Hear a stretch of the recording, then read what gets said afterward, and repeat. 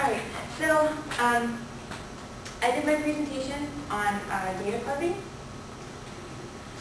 So just a quick outline.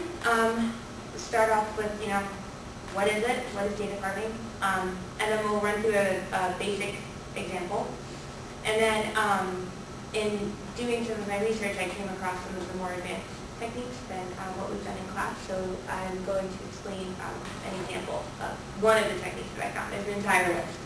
That'll go much longer than 15 minutes, so I just picked one. So, all right.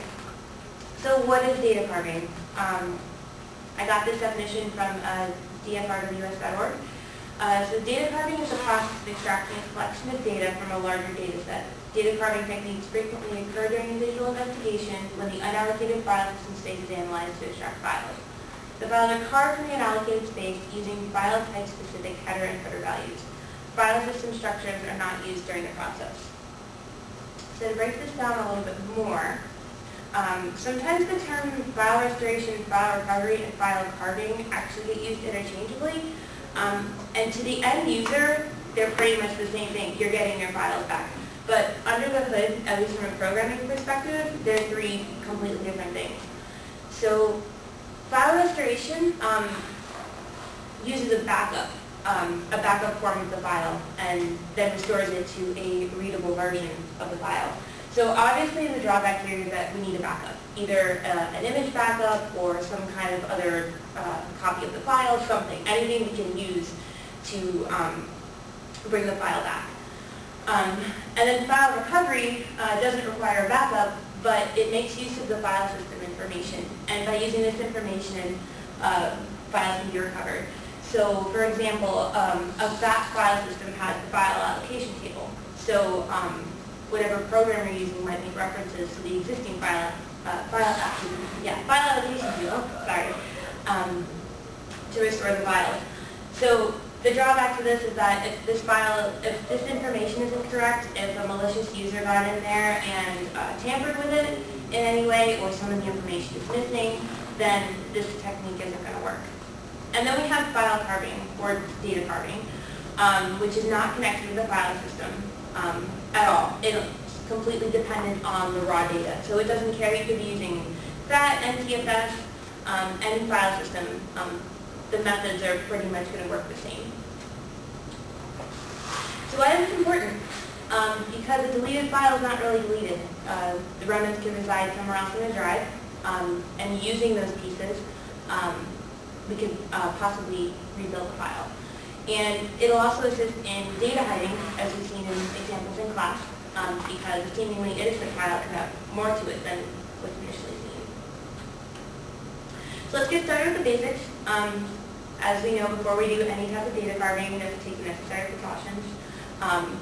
Make sure you take an image of any drives that you have, if you haven't already, because we don't want to work on the original data. And you also want to make sure that when you're taking the image that the drive is write protected, especially if you're using Windows, because it will create extra files and stuff that you don't want on the drive. So once we have our image, we can open the image with a program such as Autopsy.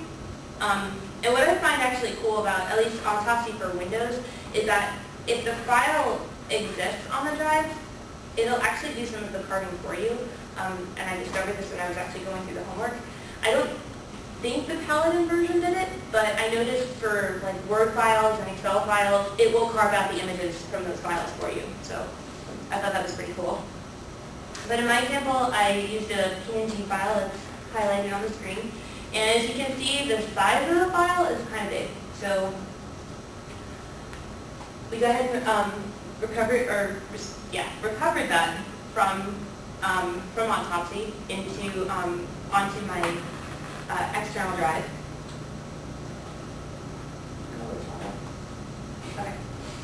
Okay. So then I loaded that image into Paladin and opened it up in a hex editor to kind of see what we have here.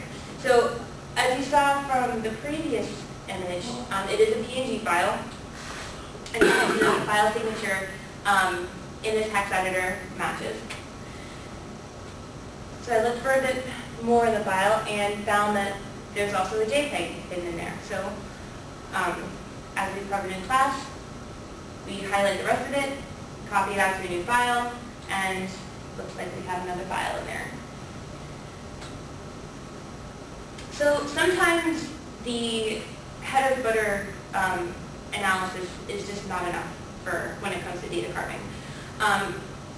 Data carving can be split into basic and advanced techniques. The basic techniques, what we've already covered, it assumes the beginning of the file isn't overwritten. It assumes we have the full header, we have the full footer, and nothing in between has been tampered with. It also assumes that the file hasn't been fragmented, so pieces of the file aren't all over the drive in different sectors.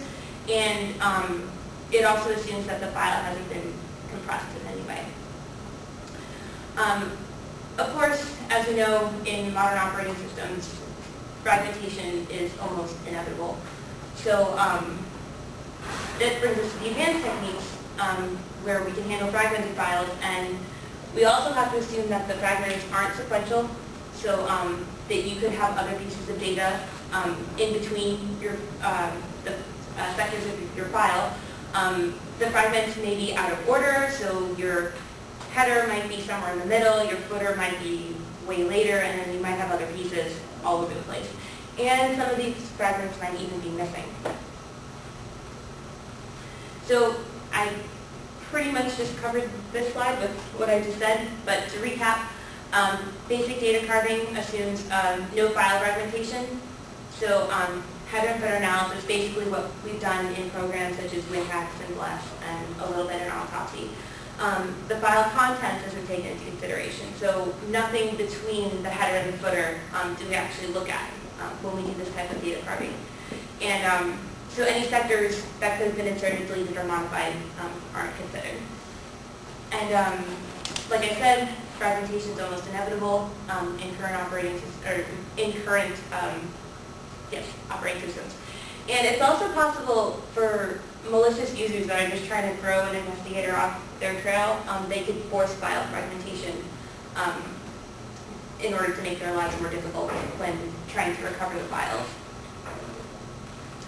So this is an example of a more advanced technique that I found, file-based carving.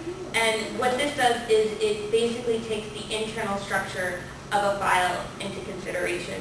So for files such as like Word documents or Excel documents, there are actually keywords that get stored within the file, such as the author,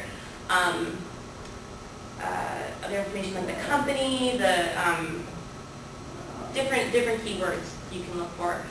And this will help, this will help investigators have less false positives.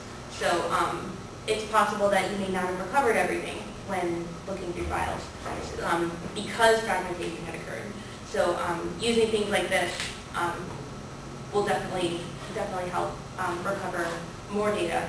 And an example of some tools that already implement this technique are tools such as Scalpel and PhotoRec. And if anybody's interested, I linked the forensic wiki up there, and there's a whole list of different techniques that can be looked at when it comes to data or file carving. And those are my references. That's it. Thank you.